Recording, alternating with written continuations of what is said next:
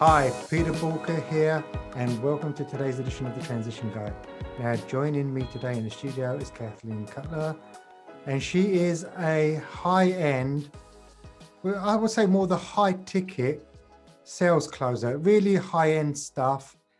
And today I want to be talking with Kathleen about, well, as we're sort of transitioning into this whole new blending workspace, how is sales going to change in terms of relationships and what we can do to enhance those relationships so that we're fully equipped to work in this new blended environment?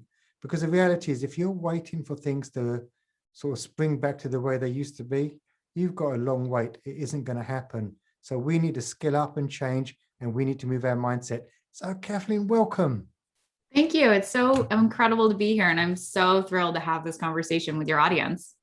Yeah, and you know what? It's going to be a good conversation, because one of the things that I've noticed is, if you take the last 10 years, with the advent of artificial intelligence and more sort of complex tools, it's like we've become lazy with relationships.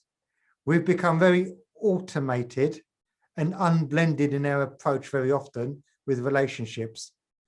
And if anything that has taught me around being locked down is that being locked down has probably highlighted to us that we need relationships now more than ever, that we need to feel valued now more than ever, especially with that huge period of being cut out of the world. I mean, how have you seen it? Yeah, I think, we've seen our clients, we primarily work with high-end jewelers. So people selling, fine jewelry to typically a small handful of collectors. And we have seen, Peter, that the revenue has just exploded and so many more people are buying now. And we really work with our clients to make their people feel very seen, heard, and acknowledged, and just how far that emotional intelligence goes towards selling is just incredible. We've had clients sell $43,000 rubies, totally virtually, $48,000 virtually. Yep, all virtual. But I don't want you to think that someone's going to a website and clicking a buy button to purchase something like that. It's really relationship driven. It really is concierge style, where there's a lot of video involved. There's a lot of written word. We like to teach a lot around mirroring and matching and really building that beautiful rapport with your clients and prospective clients. So that's all done in the virtual space, but it is really utilizing old school sales techniques and bringing that and really bridging the gap into the virtual space. I think so many entrepreneurs really think that, build a website, build an Instagram, build a LinkedIn, profile, and people will just flock to you and buy right away. But it really is, we believe that that's the visibility building component, but it's really in the relationship building that you actively make those sales. Which ultimately, when we're talking about old school, when you're in front of a prospect, I mean, the old school used to be about building high trust.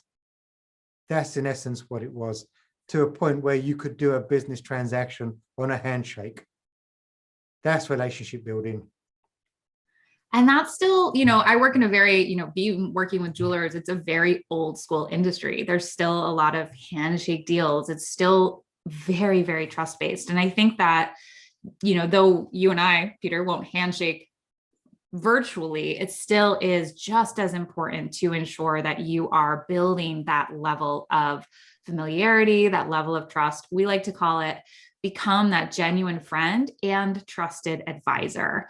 And the more you can be obsessed with understanding your top 20% of your clients, we understand you can't do this if you have a large business. You can't necessarily do this for all 100, all 1,000 of your customers or clients, but really identifying those top 20% of your people and knowing everything about them, knowing, their hobbies, their family. For our clients, we send our clients children gifts, like we send handwritten notes. We really, really get into developing that relationship with our clients. And we teach our clients to do the same with their clients. So it really is, the more we can kind of bring that human back, bring that etiquette back into sales, I really think that's what will stand out in the future. Why do you, I mean, why do you think that's been watered down over a period of time? Because that has been watered down. I'm not sure, Peter. I think it really is. We've gotten into convenience, and I'm a fan. I love automations. I love complex email sequences and Google ads and Facebook ads. And I think there's a place for that in client attraction. But with so many options now, their client retention is where we really, really need to focus. Seth Godin has a really incredible quote that says, we can't out Amazon, so why even try? And I feel, I work with a lot of physical retailers, and they feel like, okay, if I just have 10,000 items on my website, then people will buy from me. And it's really, no, if you can have someone who's highly trained in emotional intelligence, highly trained in virtual sales, then you'll sell things. It really is, it's not either or, it's both. And it's really, how can I have, we like to call it the virtual atelier, like how can I have an online presence that feels just like my in-store experience, not just from aesthetics, but also from that level of service, that level of relationship building, that level of concierge service as well. I suppose it goes back to no one cares how much you know until they know how much you care.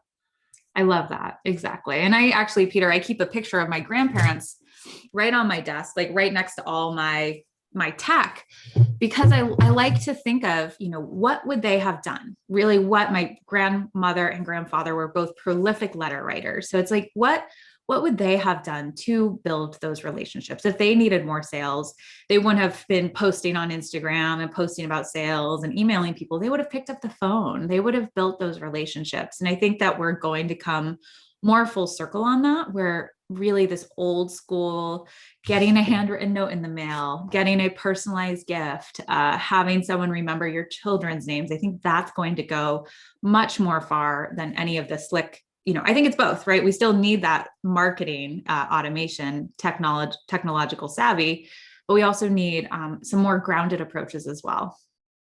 Yeah, it is. It's mixing the both. I hate to use the word blended because that just keeps coming. I mean, like last year's the word was pivot. This year the word is blended. I mean, what's going to be next year's word?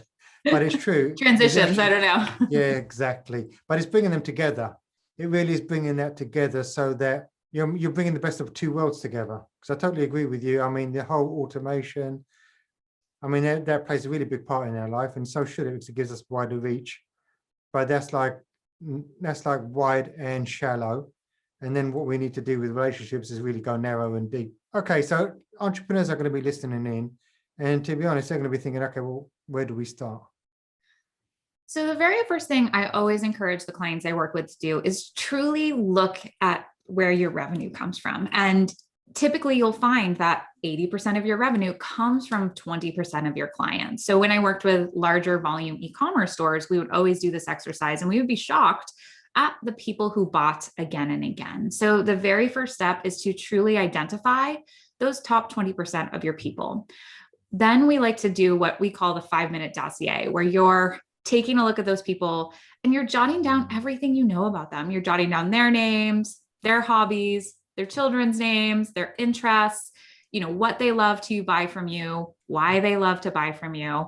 And you're out of that, you're truly developing a relationship. We love to encourage our clients who are in the physical product space, but this works for entrepreneurs as well, to follow your best clients on the social media channels. So you're following them on Instagram, following them on LinkedIn, following them on Facebook, and actively setting aside time each week to follow them and leave genuine comments. So really building that trusted friend, that genuine friend lens, where you're having a relationship outside of the work that you're doing.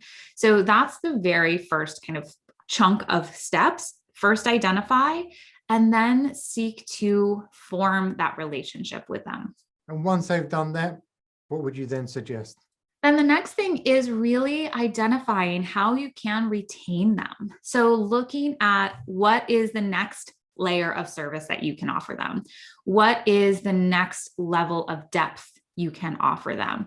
Potentially, it could be growing an arm of your business or making sure they're signing on for a next year, a next fiscal year, but really starting to identify what their next step is so you can truly lead them. And that's when you step into being that trusted advisor.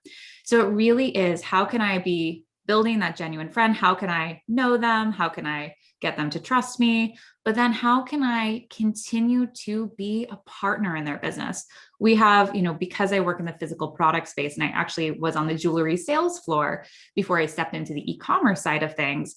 I always like to say, if you've been in a jewelry store, it's usually this kind of thing where the salesperson is on one side and the customer is on the other. So you're almost against each other. Right. And we like to change that, where you're truly partnering with that other person. So when you step into that trusted advisor, for your top 20% of your clients, we really want you to think of crossing the counter. So you're truly on the same side with them. And that is when you can continue to pull in those elements of being that genuine friend, where you're asking about their vacation, you're asking how their children are doing, you're sending little gifts at milestones. We love to send ice cream to some of our clients.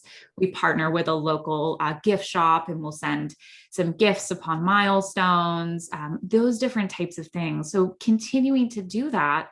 And then referrals naturally come from there. And I really think we have a theory, we call it the red velvet rope theory, that if you closed your doors to any new business and you just took exquisite care of your existing clients and their friends and the people they refer to you, you could have a really, really thriving business. And frankly, have more fun doing it because you're really working and truly partnering with your clients to have a really incredible level of success. Would there be any other suggestions you would have for people listening to today's episode?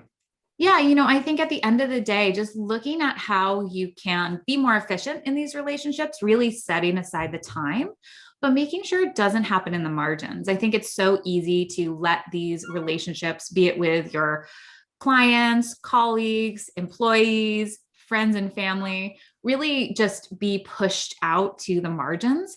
But the more we can prioritize them, actively set aside time for what we like to call clienteling, which is truly just building those relationships with your current clients as well as your prospects, and really making sure that that is time that is dedicated on your calendar. So we recommend between 20 minutes a day minimum, all the way up to 2 hours a day. Wow. Around relationship building, around business development, around clienteling, and really making sure that you're connecting as that genuine friend first and really looking to build those relationships, and then coming in as that trusted expert and trusted advisor, but truly having that lens of how can I really understand this person in front of me, even if they are here virtually. That's the interesting thing. And when you talk about time, I think that's probably going to be the biggest excuse that a lot of people will make, that they don't have the time to invest. But then my question will be, can you afford not to find the time to invest? And what else are you doing? And it doesn't have to be, you can really systematize this. Like we have project management reminders. So every week and every day, these things land not always on my plate. They land sometimes on my assistant's plate. We have a role dedicated to client concierge, which is truly about noticing when our current clients are going through a milestone, be that a birthday, a funeral, whatever is going on in their personal lives, as well as building those relationships with prospective clients. So it really is, if you're investing time in other types of automation, other types of, advertising, other types of visibility work, I recommend that you match that time and, expense exactly with the expense you're looking to and time you're dedicating to actively building those relationships. Because otherwise, in my belief, you have a really leaky funnel. If you're just doing this visibility work, but you're not then also matching that with old school relationship building, you're not going to turn those into sales. No, that's a really good point. So if people are intrigued about what you've said today and want more information, where do they go to find out? So I have a free masterclass that's all about how to sell to the affluent and a lot of these principles that we've been talking about today. affluent people have more money than time. So the more you can do that heavy lifting, the more you can relationship build, but really step in as that trusted advisor. That's really when you can start to see, sales ease, right? The reason I work with high-end jewelers is it's much easier to sell a $43,000 piece than it sometimes is to sell a $400 piece, just because you're working with someone who has a different amount of zeros. So the masterclass really dives more deeply into the psychology of the affluent, as well as some really fundamental old school relationship building. And you can find that right on my website at KathleenCutler.com. Brilliant. Thank you so much, Kathleen. Well, it's been an absolute pleasure speaking with you today. I mean, so much for the audience to take away. If anything we spoke about today resonates with you, you want a bit more information, head over to boolkah.com and get in touch. Also, if you've enjoyed today's episode, please like it, share it, and subscribe so that you don't miss future episodes. And remember, most importantly, failing to learn is learning to fail, and please stay safe.